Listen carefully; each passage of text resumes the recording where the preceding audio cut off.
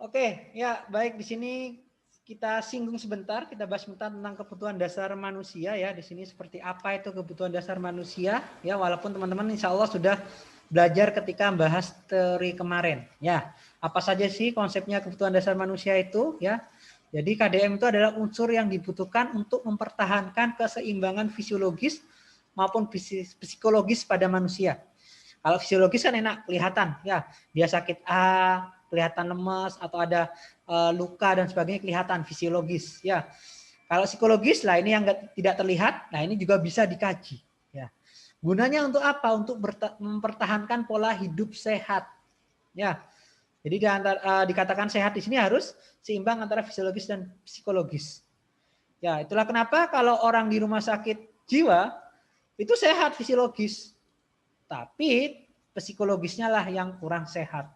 Ya, jadi harus seimbang ya. Jadi KDM di sini dibagi 5 mekanisme secara umum ya. Ada intensitas kegunaannya, ada sifat, ada bentuk, waktu ataupun subjeknya di sini. Ya, jadi itu yang menjadi pembedanya di sini ya. Nah, ini kalau intensitas kegunaannya jadi dibagi menjadi primary, secondary dan tersier. Ya, tersier ini kalau sudah misalnya udah terpenuhi primer dan sekundernya, baru yang istilahnya yang mewah lah ya kalau tersier. Kalau premier seperti apa yang sehari-hari misalnya. Ya. Jadi contoh tadi ya makan, tidur itu termasuk kebutuhan primer. Ya, pakai baju ya. Itu kenapa saya memasukkan ini primer ya.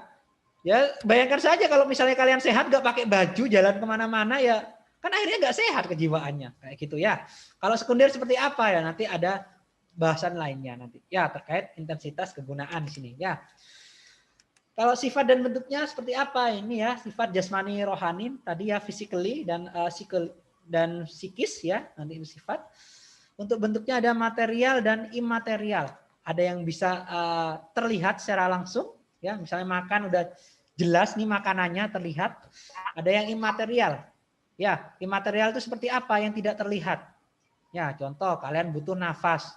Apakah kalian melihat oksigen? Saya rasa tidak. Ya, gitu ya. Waktu dan subjek. Ya, ini ya kalau waktu ya bisa sekarang saat ini, masa depan ataupun yang tidak tentu. Ya, tidak tentu berarti yang unpredictable itu juga bisa termasuk ya.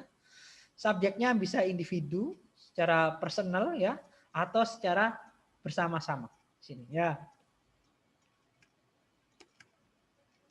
Ini untuk yang menurut Virginia Anderson ya, monggo ya yang pernah kemarin bahas tentang Virginia ya ada 14 kebutuhan. Ya, apa saja itu silahkan dibaca. Saya rasa teman-teman sudah di luar kepala di sini ya. Nggak tahu di luar kepala malah menghilang atau kemana-mana ya saya nggak tahu. Yang penting udah di luar kepala ya. Dan teman-teman kan mayoritas sudah lulus semua falsafah ya berarti di luar kepala lah ya untuk Virginia Henderson. Jen Watson juga ya. Jadi intrainterpersonal seperti apa ya seperti aktualisasi sendiri. Psikososial seperti apa seperti penghargaan dan afiliasi ya. Ada psikofisikal dan ada biofisikal ya. Di sini ada yang poin penting yang warnanya kuning dan ada yang poin tingkat kebutuhannya rendah ya.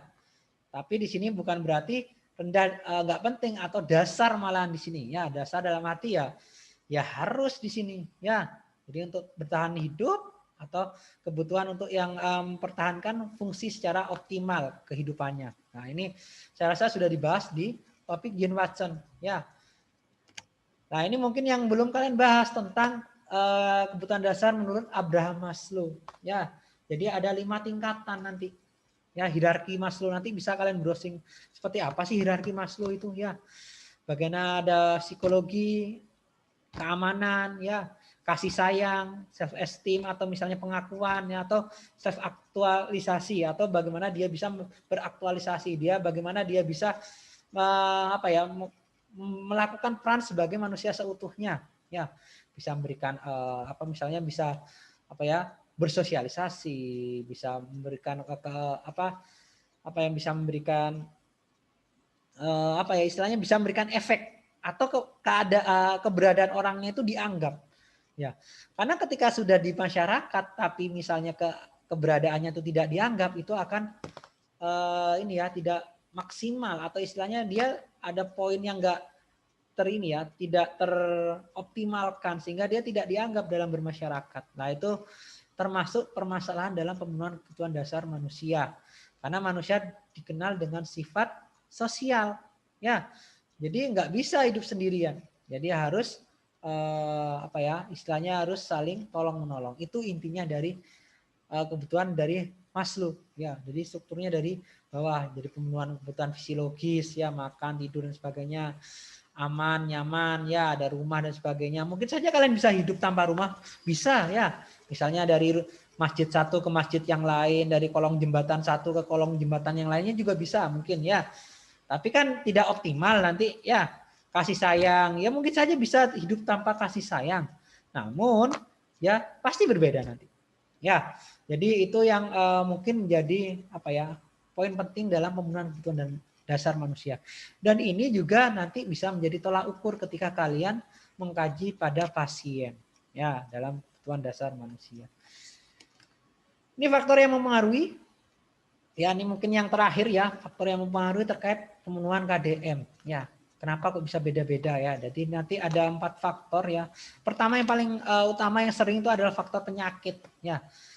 Terkadang orang kena penyakit langsung bisa menurunkan istilahnya imunitas sehingga bisa ini mempengaruhi pemenuhan kebutuhan KDM, misalnya nggak nyaman makan, nggak nyaman tidur, ngapa-ngapain nggak nyaman, nah itu susah.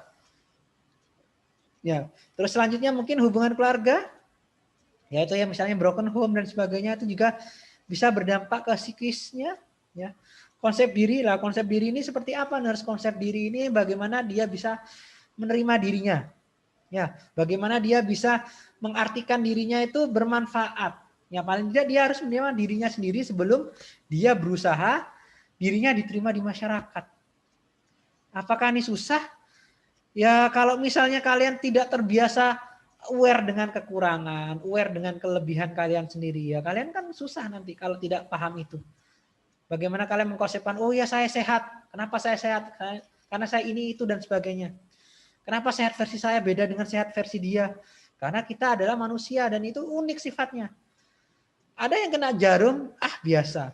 Ada yang kena jarum, alainya minta ampun sampai ke rumah sakit. Nah itu kan akhirnya konsep dirinya yang harus istilahnya harus dipenuhi. Dan yang terakhir terkait perkembangan. Nah perkembangan di sini mungkin kalian sudah sempat bahas di KDK ya kemarin, ya, perkembangan bagaimana tumbuh kembang, ya, itu memiliki sifat masing-masing. Ketika tumbuh kembangnya dilalui secara maksimal akan optimal nanti pemenuhannya.